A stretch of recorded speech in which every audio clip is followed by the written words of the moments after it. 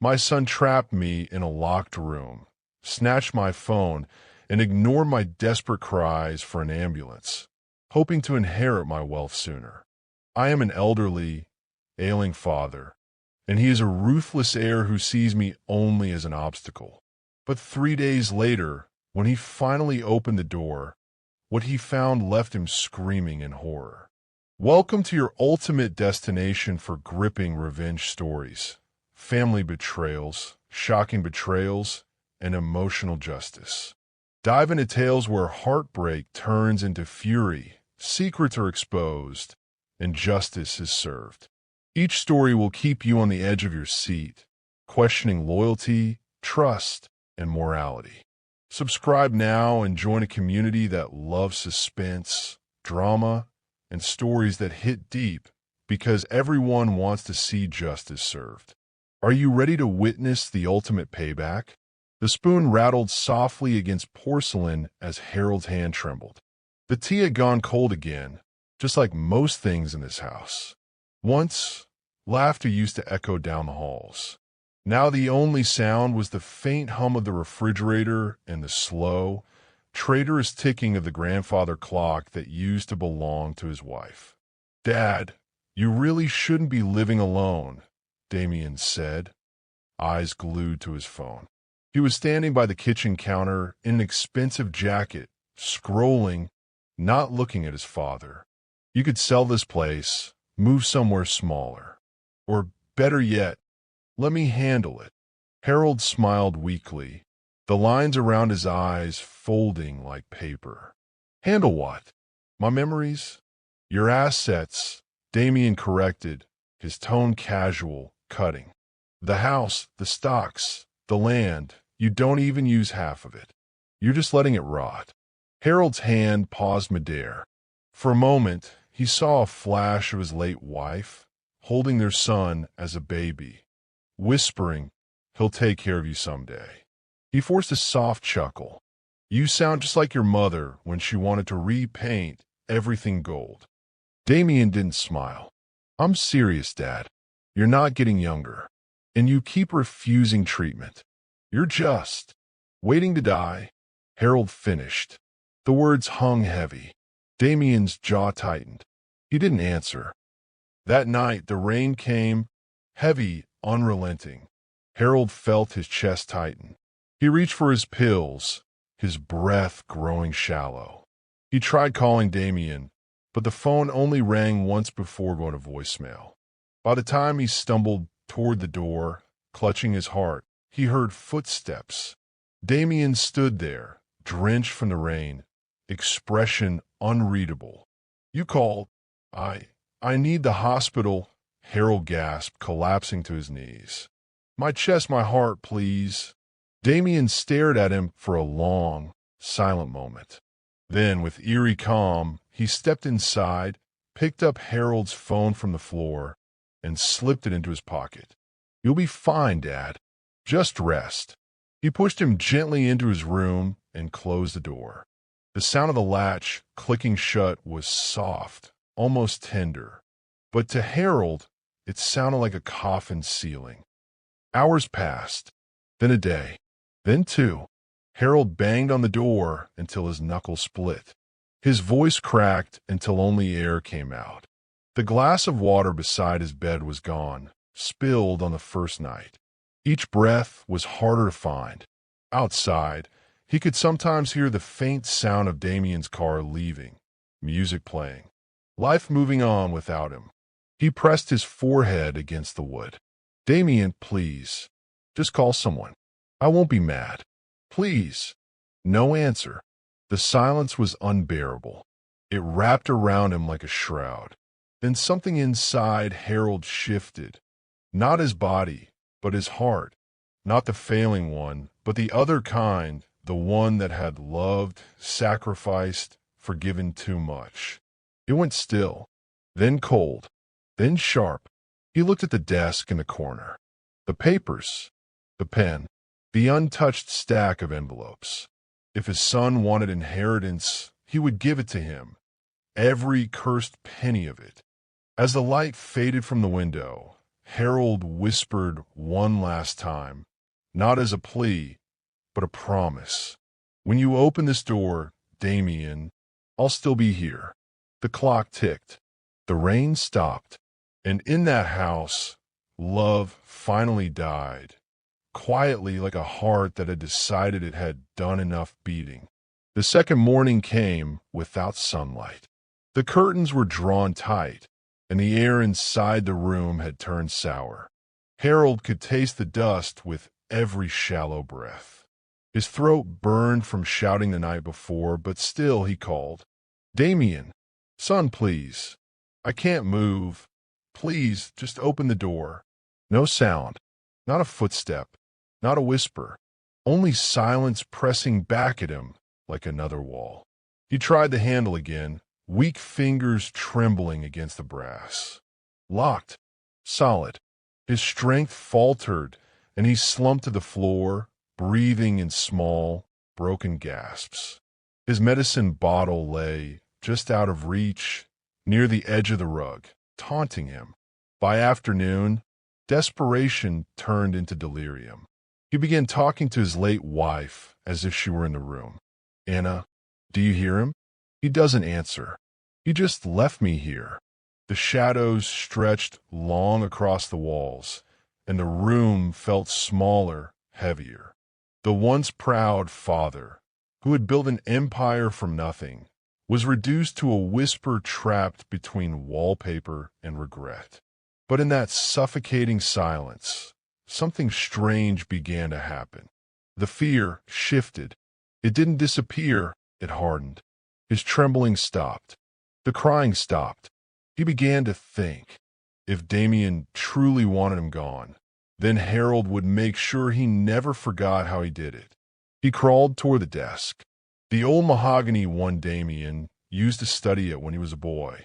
His vision blurred, but his mind cleared with cruel precision. He dragged out a stack of envelopes and a pen.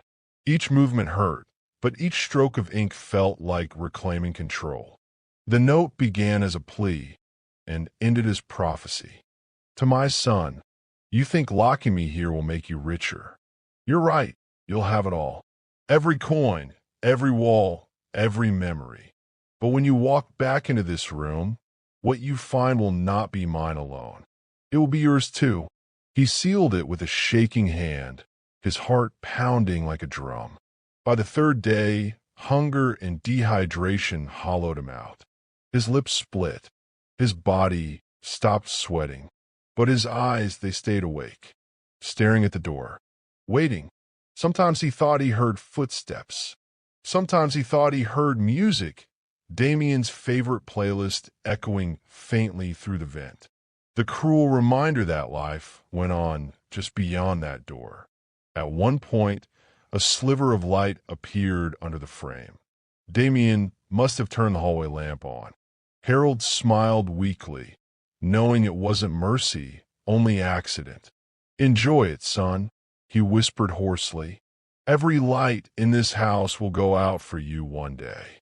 When the night fell again, he lay back on the floorboards, the letter by his chest, his breathing shallow but steady. In his final moments of clarity, he felt no rage, only clarity. Revenge wasn't an act of blood, but of truth. His last thought was simple and cruelly peaceful. Let him open the door. Let him see what greed looks like.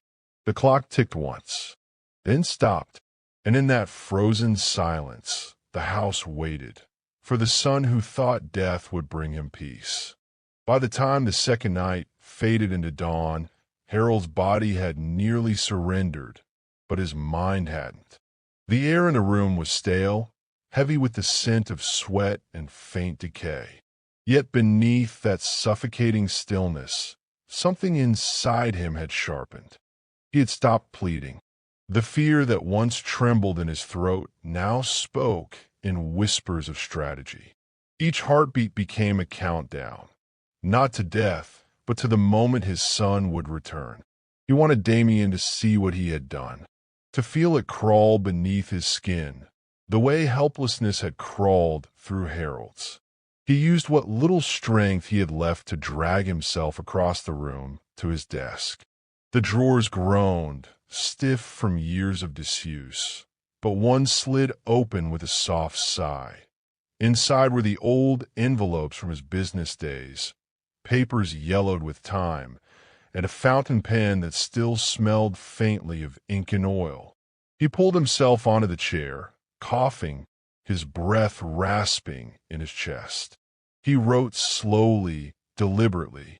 The first letter was addressed to the bank of Hensley and Company, instructing that no transfer or withdrawal could be made without a full investigation upon his death. The second was to his attorney, detailing that his will was to be reopened and read publicly. And the third, sealed with trembling fingers, was for Damien himself. To my son, he scrawled, his handwriting jagged from pain. You believe inheritance is reward, but you have mistaken love for weakness. When you open this door, I will have left you everything you ever wanted and taken from you everything you need. You will inherit my name, my house, and my sins. I forgive you, but the world will not. He signed it with deliberate care. Harold G. Whitmore. The room spun as he leaned back. The pen clattered to the floor. His chest burned as if his heart was being wrung from the inside out. He didn't fight it. Instead, he turned his eyes toward the corner where the old family portrait hung. Damien as a boy, his small hands gripping Harold's neck, the both of them laughing. For a moment, he almost tore the letters apart. Almost. But then he remembered the look in Damien's eyes as he locked the door. Calm, cold, and patient. The same eyes Harold once saw in the mirror after firing men without a second thought. Maybe you got it from me, he whispered. Maybe this is justice. He dragged himself one last time to the dresser and retrieved a small voice recorder. One Damien had given him years ago to help him remember medication schedules. He turned on, the red light blinking faintly. His voice was weak but steady. Damien, this is your father. I don't hate you. I know what you've done and I know why. I taught you the world is cruel. I made you believe winning meant taking. But what you forgot, son, is that a man who kills kills his own reflection. So when you find me, remember, this house will never be quiet again. He let the device roll as his breathing slowed. The ticking clock filled the silence again, syncing with his heartbeat. One last rhythm of life and vengeance becoming one.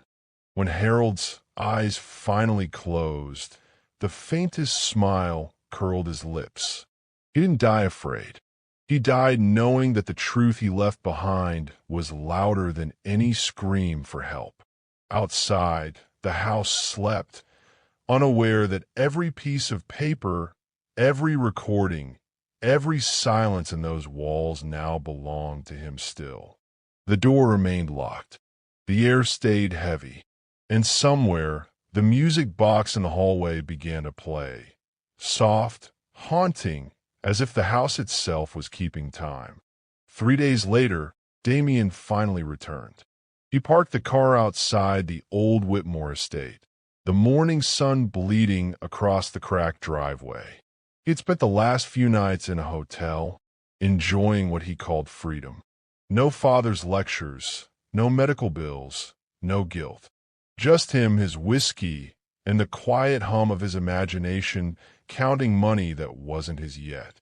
He unlocked the front door with a casual flick of the key and stepped inside. The house smelled the same, musty wood, faint cinnamon, and something else beneath it. Something metallic. Dad, he called. Silence. He walked through the foyer, past the family portrait. Dust motes danced in the air like slow-moving snow.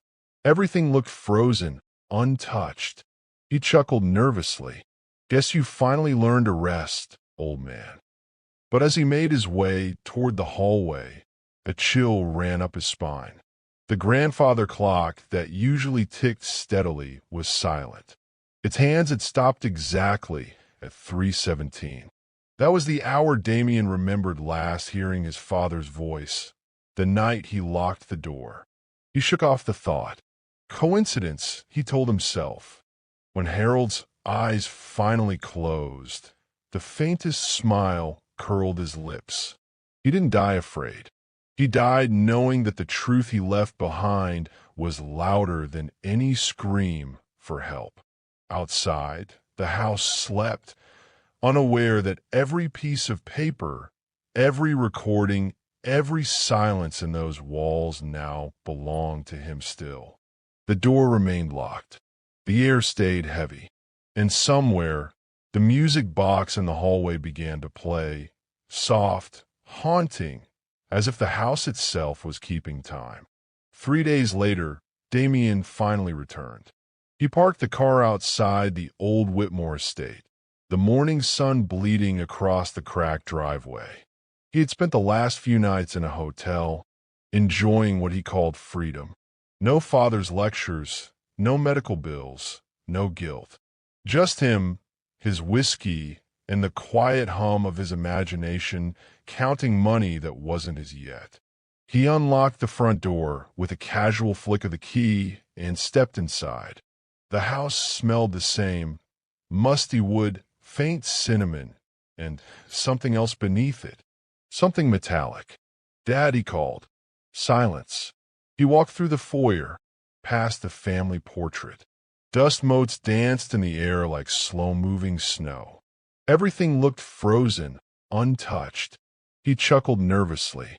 "Guess you finally learned to rest, old man." But as he made his way toward the hallway, a chill ran up his spine. The grandfather clock that usually ticked steadily was silent. Its hands had stopped exactly at 3:17.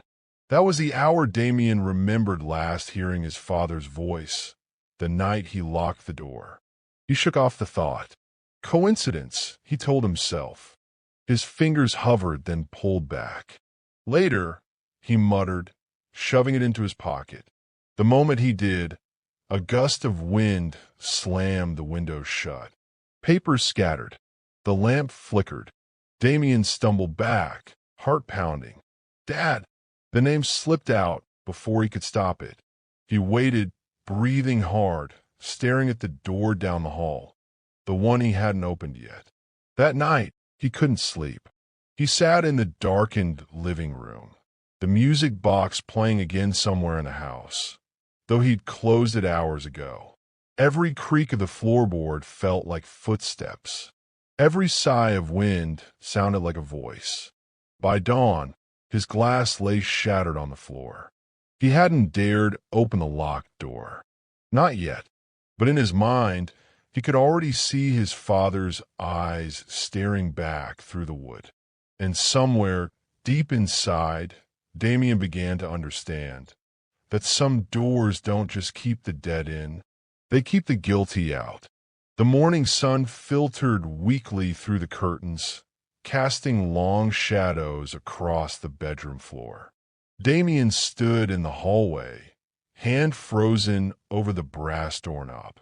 The 3 days of anticipation, guilt, and creeping fear boiled into one unbearable pressure. He had waited, avoided, and argued with himself, but finally, he needed to know. He turned the key. The lock clicked, echoing like a gunshot in the silent house. Slowly, he pushed the door open. Inside, the room was pristine, almost eerily so. The faint smell of antiseptic and old paper hung in the air.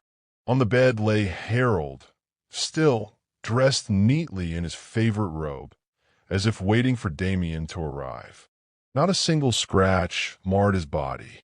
No signs of struggle, but the air was heavy, thick with inevitability. Damien's eyes swept the room, the desk, the chair, the dresser. And then he saw it, the envelopes, sealed, arranged in order. And beneath them, Harold's hand-scrawled note. "You believed I would die quietly. You believed greed would be rewarded. But I am still here, in every word, in every instruction. When you touch this inheritance, you touch me too. His fingers shook as he picked up the letter, scanning the words. Then the envelope labeled bank, the instructions for investigations, freezing transfers, triggering audits. The estate would not move an inch without scrutiny. He dropped it, his hands trembling, and then he noticed the recorder on the nightstand. Red light still blinking faintly. He pressed play. Harold's voice, calm but sharp, filled the room. Damien, my son, I forgive you, but the world will not. You wanted me gone to claim my wealth. Now, the wealth is yours, but only under watchful eyes. Every step you take from this day forward is under my judgment. You took everything from me, and yet it was never mine to lose. Beware what you inherit. Damien staggered back. The words clawed at his chest like fire. The realization struck him like ice. Harold had planned this. Every coincidence in the house, every sealed envelope, every letter and recording, it was all part of a final, inevitable reckoning. He looked around the room again. The clock had stopped at the hour Harold had first been locked in. The music box sat on the console, its soft lullaby playing by itself. A chill ran down Damien's spine. His father wasn't merely dead. He was everywhere. In the paper, in the recordings, in the house itself. Harold had turned his own passing into a trap. Poetic, precise, and terrifying. Damien sank to the floor. He could no longer run. He could no longer deny what he had done.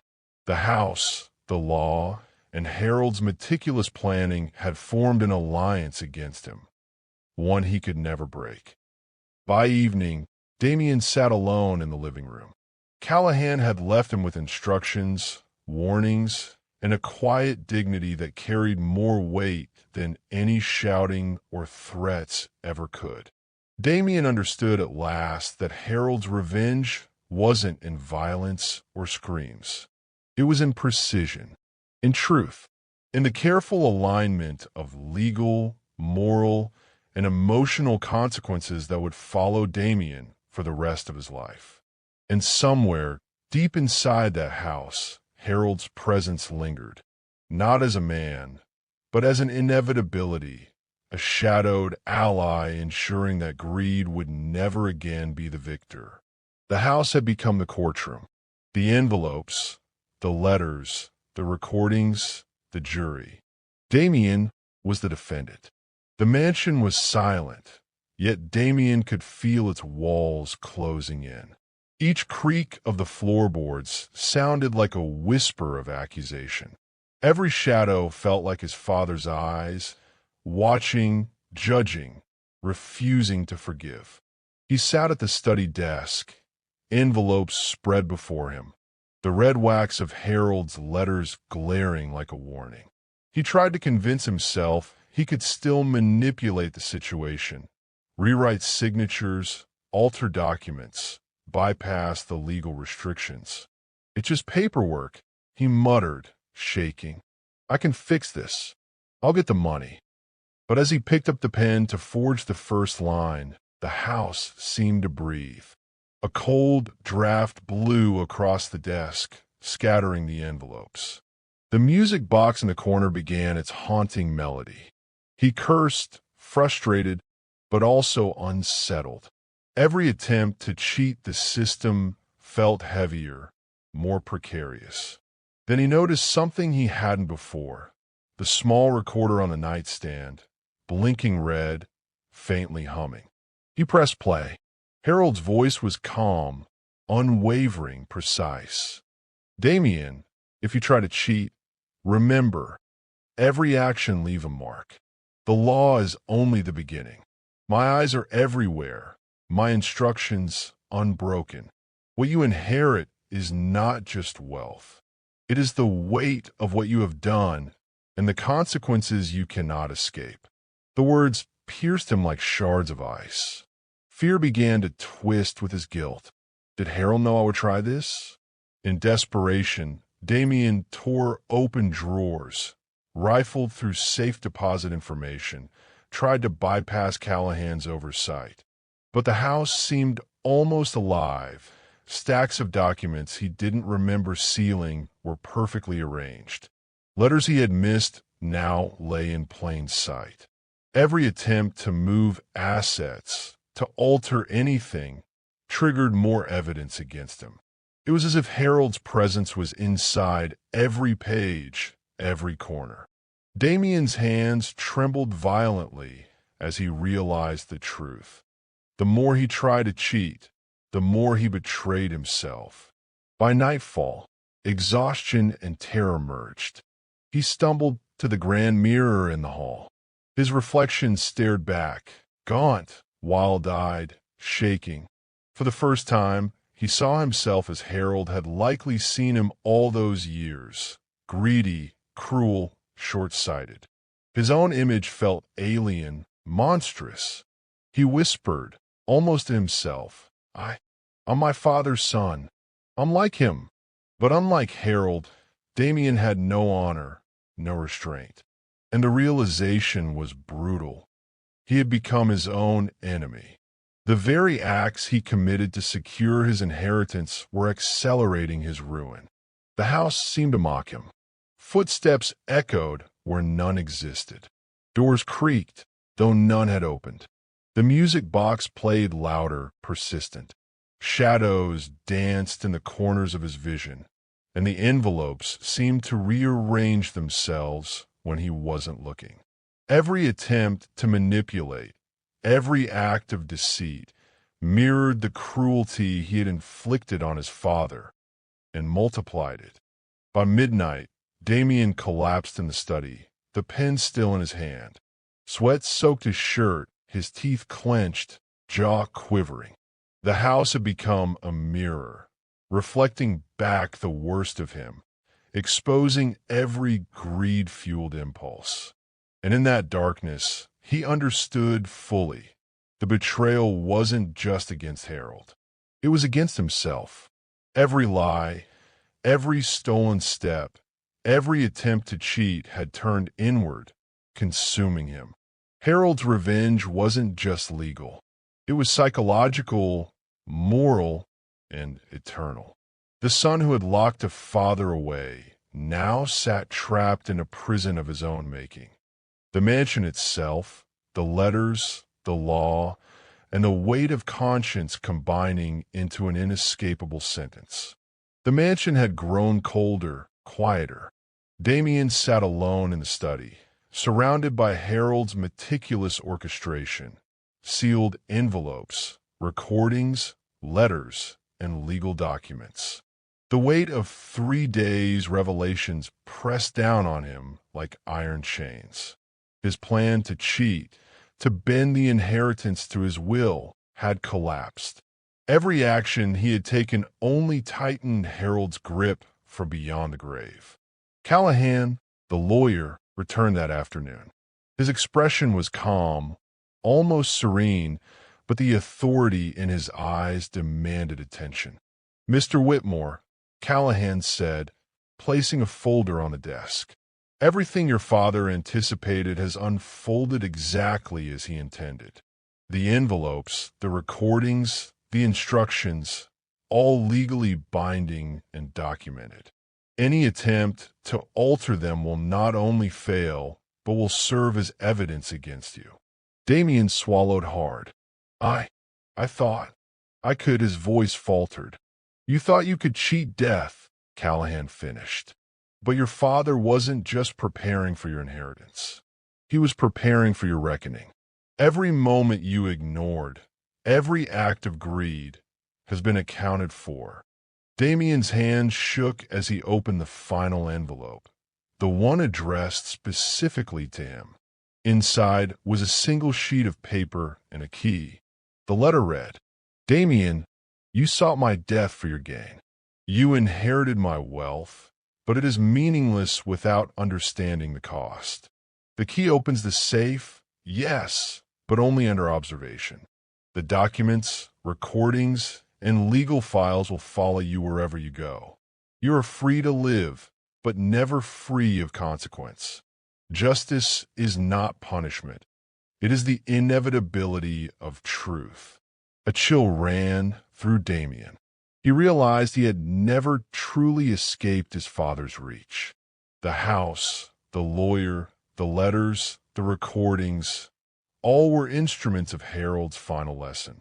Callahan leaned closer. Your father wanted you to see what greed does to a man. He wanted you to inherit, yes, but only in full knowledge of your deeds. The world will now know the truth, and you will live with it. Damien staggered to the hallway, past the locked room, past the grandfather clock stopped at 3:17, past the music box that now played silently in the corner. He realized the house itself had become a courtroom. He had been judged, not by blood, not by violence, but by the unyielding logic of consequence. His reflection in the mirror caught his eye. Pale, gaunt, trembling, eyes wide with fear and shame. He saw the man Harold had known, the man Harold had shaped, the man he had become, greedy, unrepentant, and finally, powerless. The recordings played faintly in the background. Harold's voice, calm and measured, echoed through the hall. I forgive you, Damien, but the world will not. You will live with yourself, and that is the heaviest inheritance of all. Damien fell to his knees, gasping, unable to speak. The house seemed to lean closer, listening. Every corner, every shadow, every creaking board reminded him of what he had done. The reckoning was complete. Harold's revenge was neither violent nor sudden. It was slow, deliberate, absolute. Damien had survived, but he was no longer free. Every act, every breath, every decision would be haunted by the knowledge that he had betrayed the one man who loved him most and paid the ultimate price. Outside, the wind whispered through the trees. Inside, the house waited, patient and silent, holding the weight of its master's justice. Harold had gone, but his presence remained. Damien understood, finally, that some inheritances are far heavier than gold. And in that understanding, he screamed, not in rage, but in the suffocating grip of inevitable truth. Weeks passed, but the mansion never felt empty. Damien moved through the halls like a ghost, haunted by the meticulous legacy his father had left behind. Every envelope, every recording, every document reminded him of the life he had tried to manipulate, the father he had betrayed, and the consequences he could never escape. The world outside had changed little, but Damien had. Friends no longer called, business partners hesitated, and the estate, once a symbol of his power, had become a prison of reminders. Every knock at the door, every unexpected visitor made him flinch, expecting the judgment that was always present in those walls. Callahan visited often, not as an ally, but as a constant reminder. Each meeting was procedural, cold, and precise, the law acting as an extension of Harold's will. Damien tried to bribe, manipulate, or circumvent, but each attempt only strengthened the systems Harold had built. The inheritance was his in name only. The true legacy, shame, responsibility, and truth had already taken root. At night, Damien could hear it, the faint melody of the music box long after it had been wound, the distant tick of the grandfather clock, though its hands were frozen, the echoes of Harold's voice on the recorder, whispering, judging, forgiving in a way the world never could. He tried to sleep, but every shadow became a reminder. Every reflection in a mirror held the hollowed image of himself, the son who had locked his father away, ignored his pleas, and almost succeeded in stealing what he was not ready to inherit. The mansion itself had become a mirror, reflecting not only his actions, but his soul. One evening, Damien stood before the locked room, the same door that had held Harold. He remembered the moments of helplessness, the gasping breaths, the whispered threats, the trembling hands that had written letters and instructions for this very day. He pressed his hand to the door and felt nothing but cold wood. And yet, the weight of his father's presence pressed back, undeniable. "You took everything from me," he whispered aloud, voice trembling. "And I see now, I lost more than I could ever know." The realization crushed him. His father's final lesson had been taught without violence, without shouting, without immediate retribution. Harold had transformed his death into inevitability, turning the law, the house, and even silence into instruments of justice. Damien had been given everything, and nothing he truly wanted: freedom, peace, or innocence.